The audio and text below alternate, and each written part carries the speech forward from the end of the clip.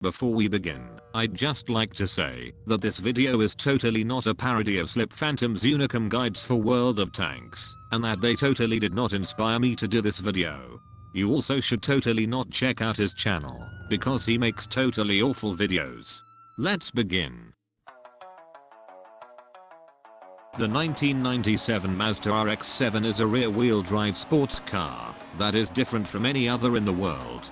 This is because, unlike literally every other car, it doesn't use pistons. Instead, it uses two magic triangles, which spin round and round, and make a lot of power, but not a whole lot of torque, which is why they decided to give it twin turbos, as the car would suffer heavily without them. This engine type is called a Rotary engine, and, despite all of its flaws, it's what makes this car so special to the JDM community. So of course the first thing most people do when they get this car is swap a V8 into it and slap on a drift wide body kit, because drift car lol, but that's not what we are doing here. The FD deserves better than that. I'm sorry to burst your bubble, but when it comes to this game, the RX-7 is not a good car. In fact, it's awful. This is probably amongst the worst cars I've driven in A-Class when it comes to sheer performance. I couldn't get any higher than second with it. However, it's a good modest car for A-Class road racing if you're new to rear-wheel drive. It makes a respectable amount of power, but not a whole lot of torque. The power it makes is clearly nothing but an advantage. However, the lack of torque has both its upsides and downsides.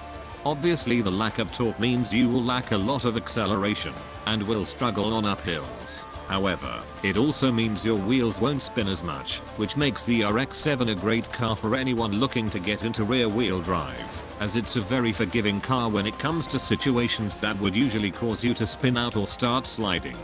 The car is bad, so you won't be beating any bone shakers or other meta cars with this, unless you're good at the game. But that's not what this car was made for anyways. If you want to win without putting any effort into your driving, go drive a Daytona or a bone shaker like the dirty little sweaty scumbag you are.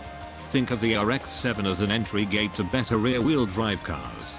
You get good in this thing, and finally, once the time has come, you give it a little kiss in the hood, and then bid it farewell. For it is time for you to tame a bigger beast. Or you could just stop being so dramatic over a video game and just keep driving it. Now you might be wondering, if the car is nothing more than average in A-Class, why not tune it to S1 instead? This is because a car can't reach the top of S1, unless we engine or drivetrain swap it. And from the moment you do any of these things, it stops being an RX-7. So just go drive a Corvette instead, you insane bastard. To teach you how to make the most out of the RX-7 without sacrificing your dignity, we have brought here our studio's professional racing driver.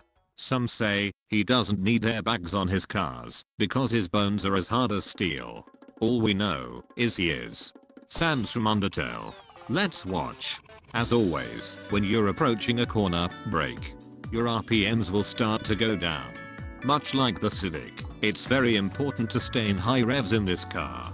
Not because of VTEC or liftoff oversteer, but because all of your torque is at the end of your rev range, and you need that torque to accelerate out of the corner. Alternatively, you can keep your RPM somewhere in the middle of the range, to avoid wheel spin and oversteer, but this will greatly impact your exit speed, especially in this car. Turn your car towards the apex of the corner, and whatever you do, do not punch the throttle. Tapping it at low revs is fine. But do not forget that, because you're in a rear-wheel drive, you need to be a lot more patient with the throttle, or else you'll risk spinning the wheels. After you've hit the apex, slowly apply the throttle, and be prepared to counter-steer if anything goes wrong. If you are too harsh with the throttle, your wheels will spin, causing you to lose speed and oversteer. If you don't know how to predict oversteer, then you must know how to correct it. I can't believe I have to teach this, but more often than not, as I overtake people that are spinning out, I hear their engines banging the rev limiter. Please, for the love of God, let go of the throttle if you feel the car oversteer. More often than not, that's all you need to do. You only really need to countersteer when it's a big slide. As stated before, your biggest weakness is your lack of torque, and although it can work out in your favor if you're new to the car, once you've learned how to drive it, it's nothing but a weakness. The only thing you can do about this lack of torque is stay on high RPMs, since that's where all of your power and torque is, but even still, it will be somewhat lacking compared to bigger engines. You're also not very good on rain, however, this is true for almost all rear wheel drives. Now that you've mastered all of this, it's time to move on to the car itself. Thank you for showing us how to drive, Sans from Undertale.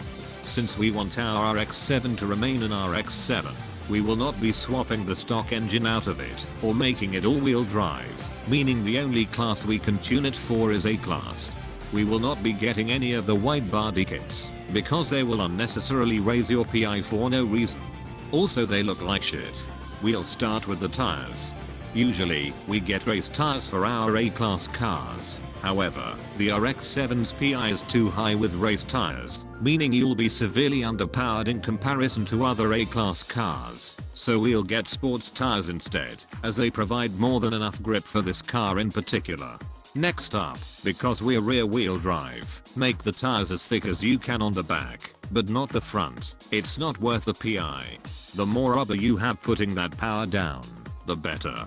Next up, get rear and front track width, that always helps. For drivetrain, get a race clutch, transmission, and differential. We'll come back for the driveline later. As always. Next up, get race brakes, suspension and anti-roll bars. Roll cage is not necessary. The RX-7's stock weight is quite heavy for A-class road racing, so get weight reduction afterwards. Now for the engine parts. Because the RX-7 has a rotary engine, you can't get race camshafts. Your replacement for this are race rotors, so get those. And, surprisingly enough, that's all we can get before we reach 798 PI, which should be more than enough to get whatever shitty ricer rims or body kit you want on your car. However, something which I feel like I should point out is that, if you like the Rocket Bunny spoiler, you can put it on to reduce your PI by 2, which will give you more room for a bit of power. But if you're happy with the way your car looks, or don't want to spend €3 on a different spoiler and a wing, then get a sport flywheel. Now that your PI is 800, go back to drivetrain, and see if you can get a driveline. Luckily, we can get a street driveline. Now that you've purchased all of those spare apex seals just in case, it's time to tune your car to perfection. For gearing, adjust your final drive towards acceleration until your top speed is 175 miles per hour, or 280 kilometers per hour. Your car can go faster than this, but it's not necessary outside of Free Roam Rush, which is a dumb game mode anyways. For alignment, keep the stock camber values and add 0.12 out at the front and 0.12 in at the back. For ride height, as usual, any is fine, as long as you don't slam it to the ground. When it comes to braking, set your braking force pressure to 90% so that your brakes don't lock up. And lastly, for your differential, set your deceleration to 50%. And that's it. If you feel like all of that was too complicated, you can just download the tune from my Forza storefront. My gamer tag is Flamethrower XXX. Now that you're ready to spend unnecessary amounts of oil on your car, just so that it can sound like a beehive, go get some podium finishes. And remember, that just because that cartoon character from that Chinese show did the cool drift at the corner and won the race, it doesn't mean you should try to do the same. Goodbye and thank you for watching.